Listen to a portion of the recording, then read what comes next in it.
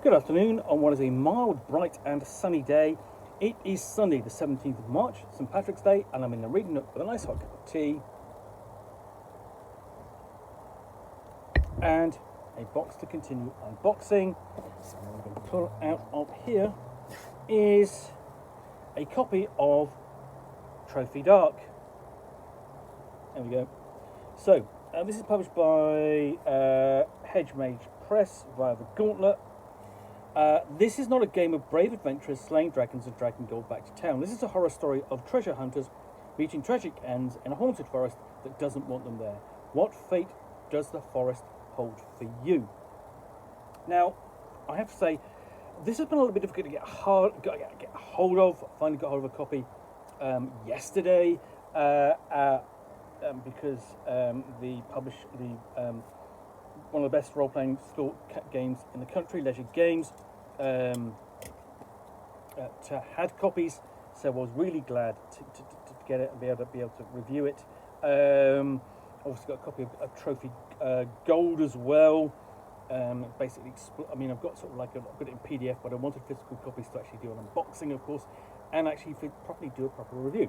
So, which I will do in due course. So we open up tables of identity options, table of contents,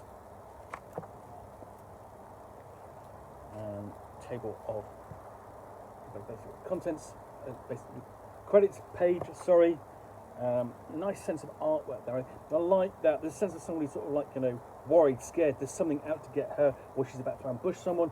But there's also a sense of scale on the front. There's, you have the soaring trees and just the people there sort of going, what's out there? Is it safe? And then, there's sort of like a sense of something lurking there in the background.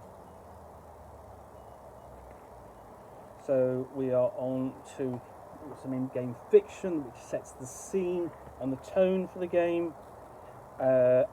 Explanation of what the game, what this is, and then we've got the player's guide.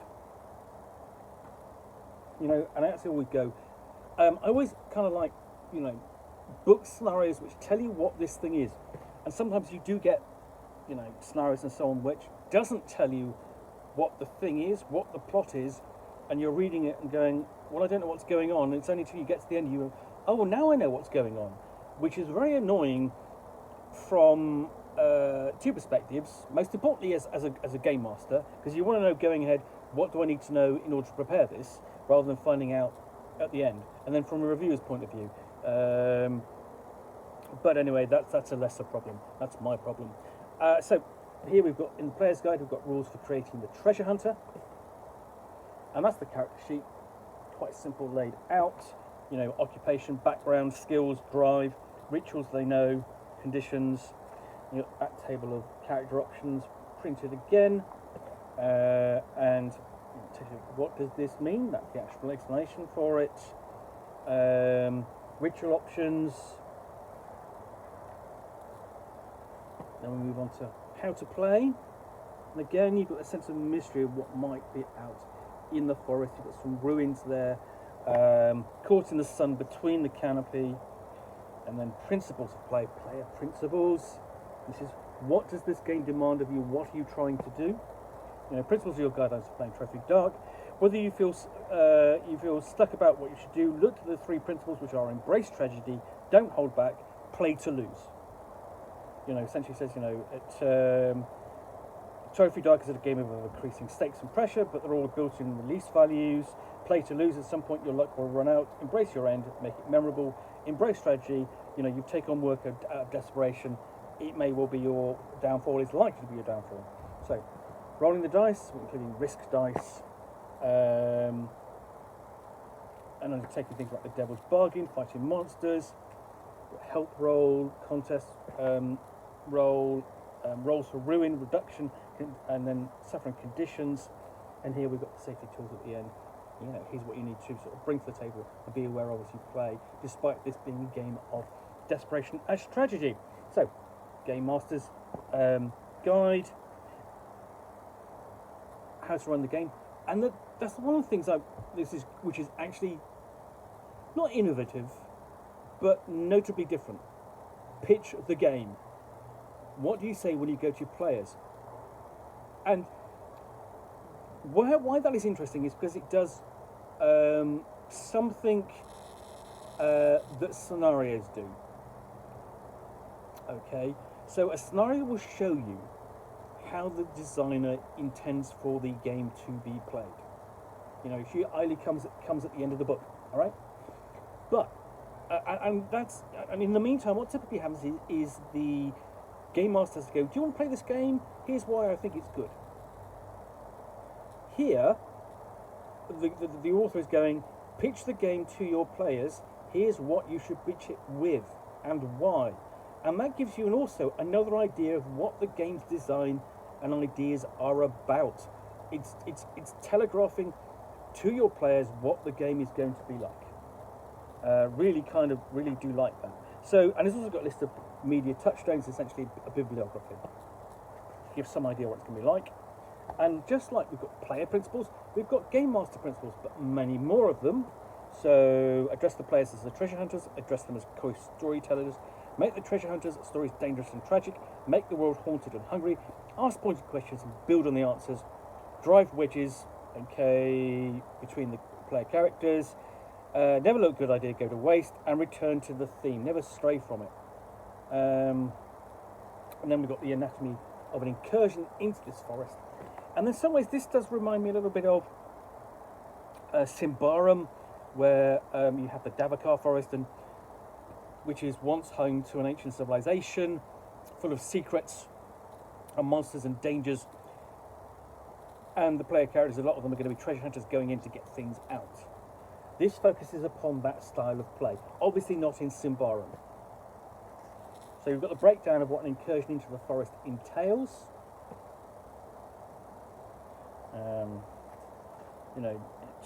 Including the terrors that will be encountered in each of the different stages.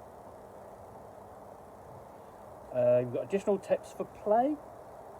So more advice there for the game master. You know, consider the number of players, follow where the collaboration leads, start in media res. So start with the action. Don't roll if the stakes don't matter. Linger on the magical monstrous. Frame your transitions and so on. And then you have ideas for using it with other games, using flashbacks and funnels and frameworks, and other options. So defining the Scoundrels Quarter, which is essentially part of your campaign, basically the section of these are the sections away from the forest but nearby, the neighbourhood ruin, and then protecting the forest and bringing that into play. Trophy gold, a small memento, and here you've got sort of like details and further expanding just upon the setting. The managed threshold, the location, banquet leftovers, below the floorboards, and then we've got incursions. These are the main elements of play, what you'll be doing all the time. So the flocculent cathedral. So you've got the themes of it. For example, in this case, it's going to be moss, and essentially got a long list of sort of like how that's going to be brought into play. So, you know, for example, two desiccated corpses sit across from each other atop a flat rock. The rotted remains of a picnic lunch are laid out between them. Each has a hand placed in the other's mouth, which is filled with a fistful of loamy soil. If that's not creepy enough, I don't know what is. Terrors that the player characters will face, the temptations that will draw them in, and each of the different sort of stages, the rings of play, all the way through to the end. And then we have the next one is Gift of the Sea. So this is different incursions, different scenarios which you can explore. This one, of course, is the theme is tide. So a different environments, not just the forest. Go make my bread. This is bone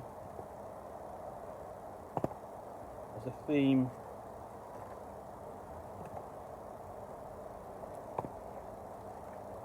Throne of the Forest Queen. Theme is glamour. And these are contributing authors, all different. Clever Fingers, Entrapment.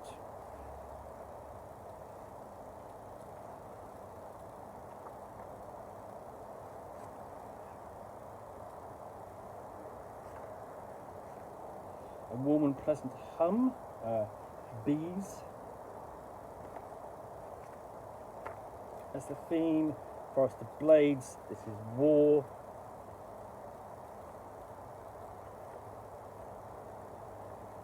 So, for example, you know, a terror that you might find in the first stage is the forest edge is guarded by a ragged band of warriors wearing mismatched armour and wielding rusty blades. They claim to be the shield of the forest. Remnants of a once mighty company warriors now reduced to guarding the graves of their forefathers. Their raiment is old, meant to evoke the noble soldiers of the past they now claim to protect. Emphasise their nature as living ghosts clinging to ancient tales. Though they will brook no negotiation, these warriors are clearly pathetic scum. They will be no trouble for treasure hunters if they choose to engage in combat. Contrast the treasure hunters well equipped and ready to these poor sods clinging to the past. How they deal with these warriors will set the tone for the rest of the adventure. Will violence meet violence, or will the treasures sneak, talk, or buy their way past? So these are sort of encounters and so on. Then we have Mother, and the theme is labour, shifting sands, time. So you've got numerous essentially incursions, Tomb of a Thousand Dreams, Temple of the Sky, so that this can be played over and over, sometimes with the same characters, sometimes not. Probably not. Forbidden Archives.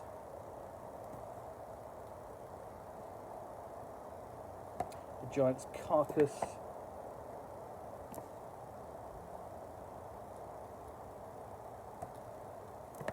Witchwood.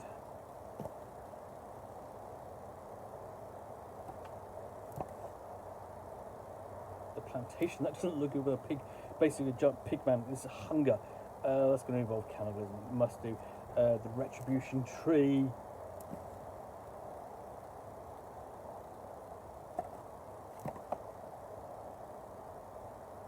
The Spiral.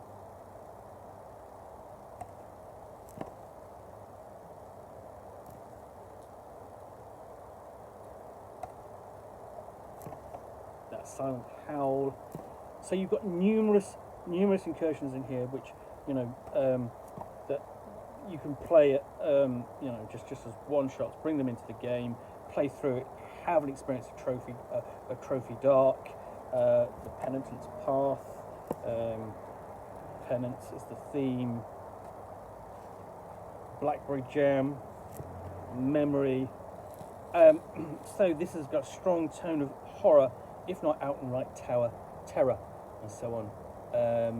And then we've got here random tables and generators at the end. Basic monster generators, including appearance and behaviour, maps and routes, remnants to be encountered, treasures to be found, and essentially a handy guide to the rules, including how to handle risk rolls, reduction rolls, rune rolls, and so on. Necessary to play Trophy Dark. That's an impressive little book. Really enjoyed looking at that.